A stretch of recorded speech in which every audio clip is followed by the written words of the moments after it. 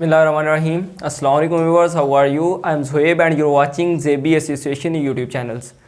सो viewers, आज हम again wind load जो डेड लोड और लाइव लोड निकाल रहे थे उसका फर्दर आज डेड लोड कुछ रह गया था हमारा प्रीवियस पार्ट। क्या था उसमें, हम अब विंड जो लोड वो फाइंड करेंगे, विंड लोड फाइंड करेंगे on leeward side, on windward side. तो स्टार्ट करते हैं। अप्रॉक्सीमेट इस वैल्यूज़ को जो हमारे पास विंड होता है इसको डेड लोड में ही हम ऐड करते हैं। Total dead load.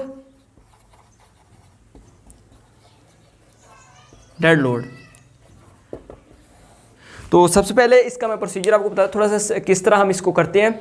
सबसे पहले हम ये करते हैं कि हम इसकी ट्रस्ट पे जितना लोड आ रहा है विंड का वो कैलकुलेट कर लेते हैं। उसके बाद हम फिर पैनल पे कैलकुलेट कर लेते हैं। तो सबसे पहले क्या करेंगे, हम ऑन विंडवर्ड साइड पे कर लेंगे लोड विंड का, और लीवर्ड साइड पे क्या होती है, जो विंड जिस तरफ से आ रही होती है उसे विंडवर्ड कहते हैं। और उसके बाद जिस तरफ से हमारे पास ये वाली जो ऑपोजिट साइड होती है, जिस तरह से सक्शन होता है, उसे कहते हैं हम लीवर्ड साइड, राइट। तो सबसे पहले क्या कहते हैं, leeward wind load on leeward side, right. तो ये जो वैल्यूज होती हैं ये डिपेंडेंट होती हैं हमारे पास जो एंगल पे।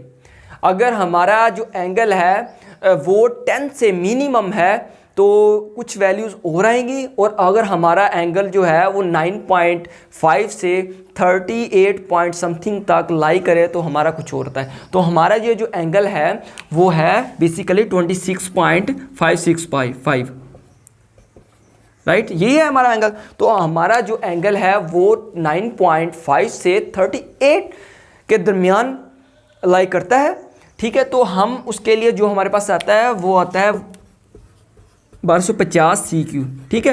तो CQ की वैल्यू चेंज होती रहती है, ये एंगल के हिसाब से आती है, ठीक है।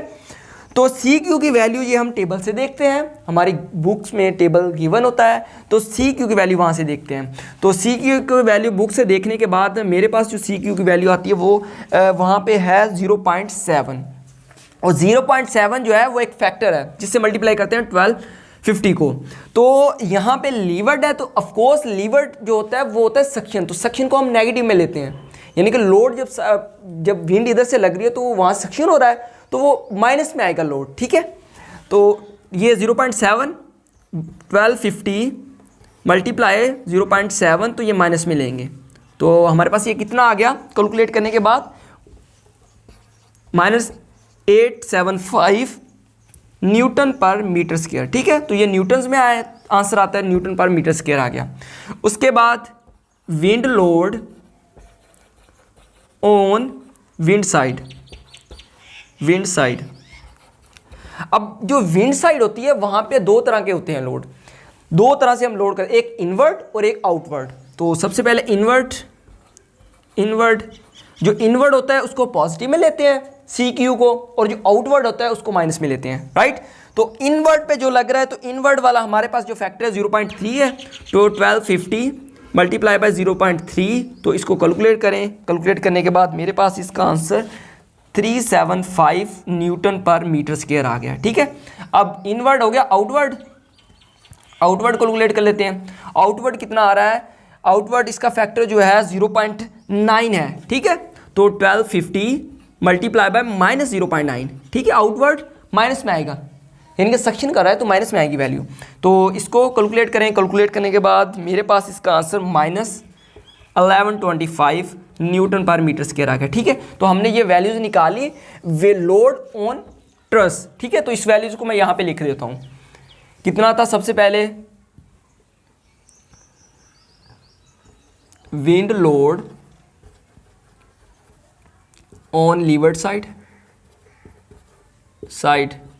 ये हमारे पास कितना आया था, -75 न्यूटन पर मीटर स्क्वायर।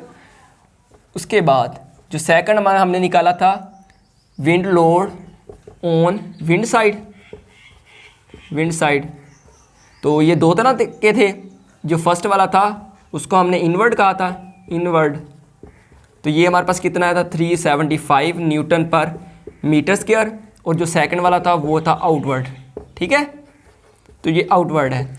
तो इसको कैलकुलेट किया, ये आता -1125 न्यूटन पर मीटर स्क्वायर।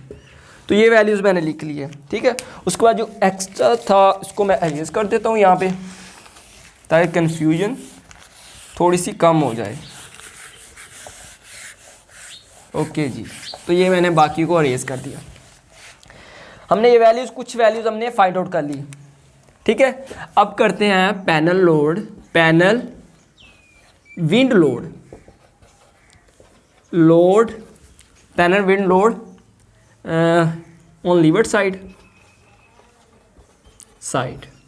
यहाँ पे एक बड़ी कंसेप्ट की बात है।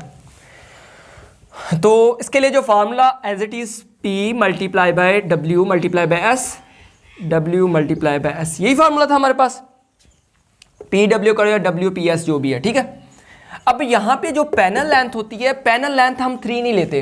हमारे पास पैनल लेंथ हमें पता थी ना, पैनल लेंथ जो हमें गिवन होती है, पैनल लेंथ जो थी हमारे पास इसकी वो है 3 मीटर, इतनी थी पैनल लेंथ। और जो स्पेसिंग थी वो 2.9 थी, ठीक है, स्पेसिंग S जिसे कहते हैं, ठीक है। ये हमें गिवन था ये डाटा। ओके, अब यहाँ पे जो P है, P हम 3 नहीं लेते। वो क्यों नहीं लेते? क्योंकि हमारे पास जो भी विंड होती है वो जो सरफेस होती है उसके परपेंडिकुलर लगती है। हमारे पास जो विंड होती है, अब यहाँ पे आ जाते हैं, ये देखें ट्रस। अब यहाँ पे जो विंड होती है, विंड इस पे नहीं लगेगी, इस पे परपेंडिकुलर, वो इसके परपेंडिकुलर लगेगी, यानी कि विंड जो इस तरह लगेगी, ठीक हो गया, इसके ऊपर लगेगी विंड।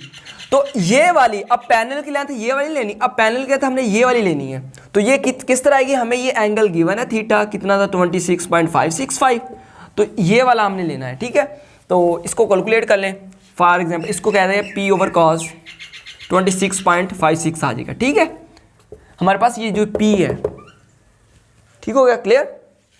तो क्या करते हैं, यहाँ पे W हमारे पास कितना था, W हमने अभी फाइंड किया था -875 मल्टीप्लाई बाय P हमारे पास कितना है, P हमें फाइंड आउट है panel length 3 divided by cos 26.565 multiply by S हमारे पास 2.9 था।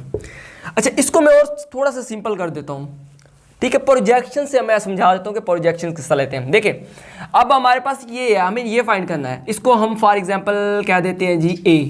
फॉर एग्जांपल तौर पे इसको मैंने नेम दे दिया A।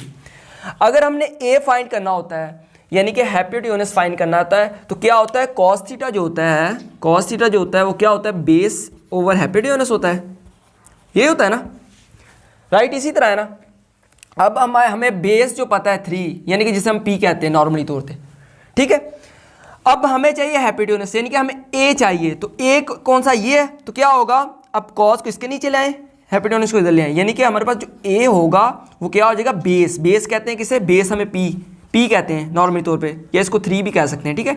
Divided by cos theta, cos theta कितना है 26.56 है, ठीक है। तो वही वाला बन गया P ओवर कॉस। समझ आ गई इस चीज़ की? ओके, तो वैल्यूज पुट की। अब वैल्यूज पुट करने के बाद इसका आंसर निकालें। तो मेरे पास इसका आंसर है वो -8.5 किलो न्यूटन। यहाँ पे ये न्यूटन में आएगा क्योंकि हमारे पास वैल्यू थी न्यूटन में थी। अब इसको 1000 से मल्टीप्लाई अगेन कर दें, डिवाइड कर दें 1000 से ओवरऑल वैल्यू किलो न्यूटन में हमारे पास आंसर आ जाएगा, ठीक है। तो मेरा आंसर ये किलो न्यूटन में है। लीवर्ड साइड पे कर लिया। उसके बाद अगेन कर लेते हैं panel wind load, load on wind side, ठीक है। तो विंड साइड पे अब हमने कैलकुलेट करना है। हमें पता है। अब पहले कर लेते हैं हम इनवर्ड साइड पे, आउटवर्ड कर लेते हैं। चलो पहले आउटवर्ड, ठीक है। आउटवर्ड क्या था हमारे पास, ये W हमारे पता है, W कितना था -1125 multiply by again P same आएगा 3 डिवाइडेड बाई कॉस 26.565। उसके बाद S कितना था 2.9 था, ठीक है। कैलकुलेट करें, कैलकुलेट करने के बाद जो मेरे पास इसका आंसर आ रहा है वो आ रहा है -1092, ठीक है। तो यहाँ पे डिवाइड कर दे 1000 से, तो ये आ जाएगा किलो न्यूटन में, ठीक है। ये आउटवर्ड का आ गया। और अगर इसी तरह इनवर्ड का निकाल लें तो इनवर्ड में जस्ट ये वैल्यू यहाँ से 375 आ जाएगा, ठीक है। बाकी एज इट इज़ रहेगा। इसको कैलकुलेट करने के बाद हमारे पास आउटवर्ड का भी आ जाएगा। तो ये आउटवर्ड भी आ गया, इनवर्ड भी आ गया। उसके बाद हमने ये वाला लीवर्ड साइड भी आ गया और विंडवर्ड साइड भी आ गया। तो ये हमने विंड लोड को कैलकुलेट कर लिया है। सो व्यूअर्स, बताएं आपको वीडियो कैसी लगी। अगर वीडियो अच्छी लगी है तो प्लीज़ वीडियो को लाइक करें, और अगर किसी ने चैनल सब्सक्राइब नहीं किया तो जल्दी से चैनल को सब्सक्राइब करें और बेल आइकन को लाजमी क्लिक करें ताकि नई आने वाली वीडियो आपको जल्दी से हासिल हो सके। Thanks for watching.